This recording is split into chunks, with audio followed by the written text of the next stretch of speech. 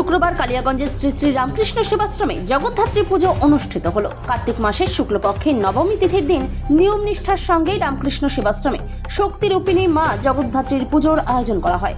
নবমী তিথির সূচনা বৃহস্পতিবারে হলেও উদয়া তিথি মেনেই কালিয়াগঞ্জ পুরসভা সংলগ্ন রামকৃষ্ণ সেবাশ্রমে শুক্রবার সকালে জগদ্ধাত্রী পুজোর আয়োজন করা হয় বেলুর মঠ থেকে আগত স্বামীজিদের নেতৃত্বে। এবারে 33 বছরে পদার্পণ করলো রামকৃষ্ণ সেবাশ্রমের জগদ্ধাত্রী পুজো। পুজোকে ঘিরে প্রচুর মানুষের সমাগম হয় আশ্রম প্রাঙ্গণে। পুজো পাঠ শেষে দুপুরে ভক্তদের মধ্যে মহাপ্রসাদ বিতরণ করা হয়। হরিতোষ মোহন চৌধুরী, সম্পাদক, কালিয়াগঞ্জ শ্রী রামকৃষ্ণ সেবাশ্রম। এটা 33 বছর, এবার 33তম বছর চলছে আমাদের।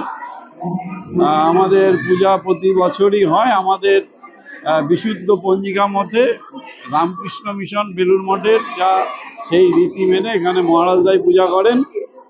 এখানে প্রচুর ভক্ত সমাগম হয়। আশা করছি এবছরও এখন 3 থেকে 3,500 ভক্ত সমাগম হবে। হ্যাঁ, একদম রাত্রি হয়ে যাবে। কালকে দশমী হবে। না, কালকে বিসর্জন হবে বিকেলে। মানে প্রসাদের আজকের হচ্ছে সকাল 5:30টায় পুজো শুরু হয়েছে এবং প্রথমে ষষ্ঠী, তারপর সপ্তমী, অষ্টমী, নবমী, কালকে হবে দশমী।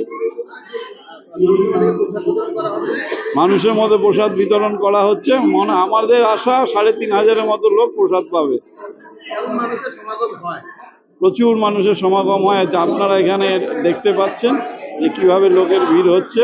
প্রতি বছরই হয়। এবার আরো এই বৃষ্টি থাকা সত্ত্বেও এত মানুষ এসছে, তার জন্য আমরা সবাইকে অভিনন্দন জানাচ্ছি, ধন্যবাদ জানাচ্ছি।